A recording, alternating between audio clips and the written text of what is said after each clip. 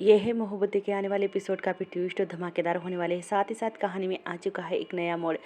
यहाँ पर मिहिका अपने वकील के पास आती है क्योंकि वो वकील काफ़ी मशहूर होती है शहर में। यहाँ पर वो उससे कहती है कि मेरी अक्का जो है इशिता, उसकी केस लड़नी है आपको, उसकी बेटी की। वो कहती है कि हाँ, मैं इशिता को जानती हूँ और मैं ये केस ज़रूर लड़ूंगी और मैंने देखा था कि इशिता उससे कितना प्यार करती है और उसके लिए जान छिड़कती है। मैं ये केस ज़रूर लड़ूंगी और इशिता को उसकी बेटी वापस करके रहूंगी। मिहिका ये बात सुनकर काफ़ी खुश हो जाती है और कहती है वो कि तुम्हारा क्या हुआ, तुम्हारा और अशोक का। मिहिका कहती है कि मैं उस आदमी के साथ अब नहीं रहना चाहती। तब वो कहती है कि हाँ, मैंने सुना है कि उसने तुम्हारे साथ बहुत अत्याचार किए हैं और एक हैवान ने तुम पे एक हैवानियत दिखा रहा था और तुम्हें बंद कमरे में तुम पे टॉर्चर करता था। सॉरी।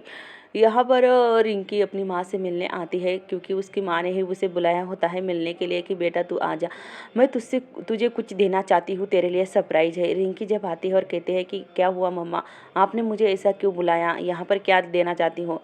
यहाँ पर उसकी माँ कहती है कि देख, ये मेरे लिए डीवीडी लाई हूँ और बहुत अच्छी सी मूवी आई है, अभी अभी आई है, ट्रेन में चल रही है, रोमांटिक मूवी है। यहाँ पर रिंकी कहती है कि मम्मा आप भी कैसी बातें करती हो और आपको ये इस उम्र में शोभा देता है क्या मूवी देखना। तभी वो कहती है कि पागल लड़की, मैं मेरे लिए नहीं तुम्हारे लिए और मेहर के लिए लाई हूँ और दोनों मिलकर देखना, दोनों पति पति में प्यार बढ़ता है। यहाँ पर उसकी मम्मा उससे कहती है कि मैं जा रही हूँ पर ये मूवी तुम मिहिर के साथ ज़रूर देखना। रिंकी कहती है कि मम्मा आप कुछ भी करती हो, ऐसा कोई करता है क्या। यहाँ पर रिंकी तो अंदर से काफ़ी खुश हो जाती है पर उसकी माँ के सामने वो जानबूझ के नाटक करती है। कहती है कि मम्मा आप जाओ। उसकी मम्मा उसे हंसने लगती है और कहती है कि वो तो मिहिर जब देखो तब ऑफिस का काम में बिजी रहता है, वो मूवी देखने का कहाँ टाइम निकाल पाएगा। रिंकी यहाँ पर सोचती है और सोच के घर चली जाती है। दूसरी तरफ यहाँ पर वो कहती है कि ज़रूर हमें ये मूवी देखनी चाहिए, मम्मा ने ठीक किया। इशिता रूही के कुल फ़ोन लगाती है और कहती है कि रूही एक हफ्ते से कुल नहीं आई है और उसकी पढ़ाई काफ़ी बाकी है, तो प्लीज़ आप मुझे वो जो पढ़ाई है, जितने भी सब्जेक्ट है वो मुझे फॉरवर्ड कर दो, मैं उसे नोट बनाकर उसे दे आऊँगी और वो पूरी पढ़ाई कर सके। मेरी बच्ची की पढ़ाई अधूरी नहीं रहनी चाहिए। इशिता उसके लिए नोट बनाती है। तभी यहाँ पर सिम्मी आती है और सिम्मी कहती है कि इशिता तुम रूही से कितना प्यार करती हो ना, देखो वो शगुन है एक, उसकी माँ होकर भी बेचारी इतनी छोटी सी बच्ची का करियर बर्बाद कर रही है वो फैशन के लिए और उसे मॉडल बनाना चाहती है और उसकी पढ़ाई एक हफ्ते से वो कुल भी नहीं गई है और तुम उसे एक हफ्ते के पूरे नोट बनाकर देने वाले हो। तभी यहाँ पर सिम्मी कहती है कि मुझे तो लगता है उसे ना एक कमरे में, मतलब एक तिजोरी अलमारी में बंद करके वहीं पर छोड़ देना चाहिए हमेशा हमेशा के लिए। ये शगुन नाम की झंझट हमारी ज़िंदगी से हमेशा हमेशा के लिए दूर हो जाएगी। इशिता काफ़ी हंसने लगती है सिम्मी की बात सुनकर और कहती है कि सिम्मी दीदी आप ना कुछ भी कहती रहती हो, बहुत मज़ा आया मुझे सुनकर। यहाँ पर सिमी और इशिता काफ़ी हंसते हैं और यहाँ पर जब इशिता जो रूही को नोट्स बनाए होते वो देने जाती है, तभी यहाँ पर मिहिका आती है और कहती है कि आका मैंने रूही के बारे में बता दिया था और सब कुछ वो जानकर वो केस लड़ना चाहती है और वो पूरी तरह से तुम्हें रूही वापस दिला कर रहेंगी। इशिता ये बात को सुनकर काफ़ी खुश हो जाती है। तभी यहाँ पर मिहिका कहती है कि तुमने जो डॉक्यूमेंट रूही के है वो मुझे दे दो, मैं उसे देकर आऊँगी। तभी इशिता कहती है कि मुझे इतनी नोट उसे देनी है रूही को, मैं आती हूँ थोड़ी देर में, तब मैं तुझे बाद में दूंगी। रिंकी यहाँ पर मिहिर को फ़ोन लगाती है और कहती है कि तुम्हें एक सरप्राइज़ देना है, तुम जल्दी से आ जाओ, मैं आ रही हूँ तुम्हें मिलने के लिए।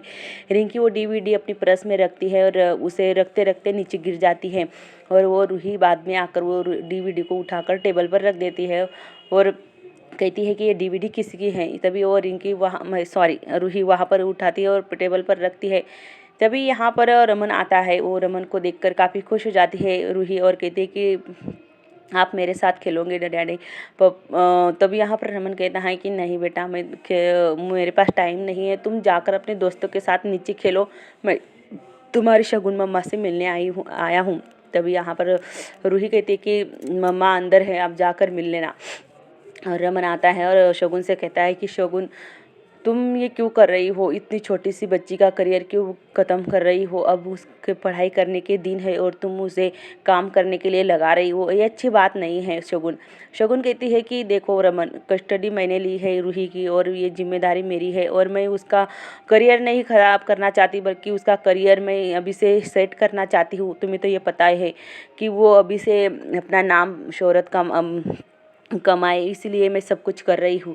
यहाँ पर रूही बाहर आती है बच्चों में खेलने के लिए, तभी इशिता भी वहाँ पर आती है अपने व्हील चेयर पर। इशिता भी यहाँ पर उसके दोस्त उसे कहते हैं कि तुम्हें कोई मिलने आया है। रूही टैचू हो जाती है, उसके दोस्त उसे टैचू कर देते हैं। इशिता दूर से ही उन बच्चों को कहती है कि उसे टैचू ही रहने दो। इशिता उसके पास जाती है और उससे प्यार से बात करती है, कहती है कि मेरे बेटा तू कितनी अच्छी है और तुम्हें मम्मा की याद नहीं आती। इशिता की आंखों में आंसू आ जाते हैं और कहती है इशिता कि मैं तुम्हारे लिए पूरे हफ्ते की नोट्स बना के लाई हूँ, तुम स्कूल नहीं गई हो ना, ये नोट्स लो और अच्छी तरह से पढ़ाई करना, और बिल्कुल भी तुम्हें जब भी मेरी याद आए मुझे एक कॉल कर लेना, मैं तुम्हें मिलने के लिए आ जाऊंगी। मैं तुझसे दूर रहकर इतनी सी भी खुश नहीं हूँ रूही, तुम समझ सकती हो। यहाँ पर रूही कुछ नहीं बोलती क्योंकि वो टैचू होती है। रूही कि वो इशिता उससे मिलकर गले लगा लेती है और कहती है कि मैं तुम्हें बहुत मिस करती हूँ और बहुत ही जल्द मैं तुम्हें यहाँ से लेकर जाऊँगी मेरे पास, और हमेशा हमेशा के लिए हम दोनों माँ बेटी एक साथ रहेंगे। रूही की आंखों में आंसू आ जाते हैं। ते जैसे ही यहाँ पर इशिता जाने लगती है, यहाँ पर शगुन कहती है कि रूही की जो रूही ने डीवीडी रखी होती है टेबल पर, शगुन को यही लगता है कि ये डीवीडी रूही की ही आई हुई है, उसकी जो फैशन की जो उसने की थी मॉडलिंग उसी की है। और रमन से कहती है कि एक बार देख लो हमारी बेटी की डीवीडी आई हुई है और उसने कैसे परफॉर्मेंस किया है। पहले तो रमन मना कर देता है, बाद में वो देखने लगता है। तो उसमें जो रोमांटिक फिल्म होती है वो शुरू हो जाती है, तभी इशिता की एंट्री वहाँ पर हो जाती है गलती से, क्योंकि रूही भागते भागते उसके पैरों में चोट लग जाती है। तभी यहाँ पर रूही को लेकर वो आती है ऊपर, और ये रमन को और शगुन को ऐसे अंधेरे में बैठे हुए मुँह ही देखते हुए इशिता तो काफ़ी गुस्सा हो जाती है और वो कहती है कि ये क्या चल रहा है यहाँ पर, रूही को इतनी चोट लगी है ज़ोर से और तुम यहाँ पर मुँह ही देख रहे हो। मैं कितनी देर से नीचे से हेल्प हेल्प चिल्ला रही थी, किसी ने मेरी बात पर मेरी आवाज़ भी नहीं सुनी, इतने आप मुही में व्यस्त थे और एक बच्ची का ख्याल नहीं रखा जाता। तभी शगुन कहती है कि शट अप इशिता, तुमको किसने कहा था यहाँ पर आने के लिए, और ये मेरी बेटी है और मैं उसका ख्याल अच्छी तरह से रख लेती हूँ और तुम मुझे मत समझाओ। तभी इशिता कहती है कि तुम तो चुप ही रहो, तुम तो माँ बनने के लायक भी नहीं हो, एक छोटी सी बच्ची का ख्याल नहीं रख पाती और मुझसे बात कर रही हो। और रमन से तो बात ही नहीं करती, रमन से कहती है कि तुम तो दूर ही हटो रमन।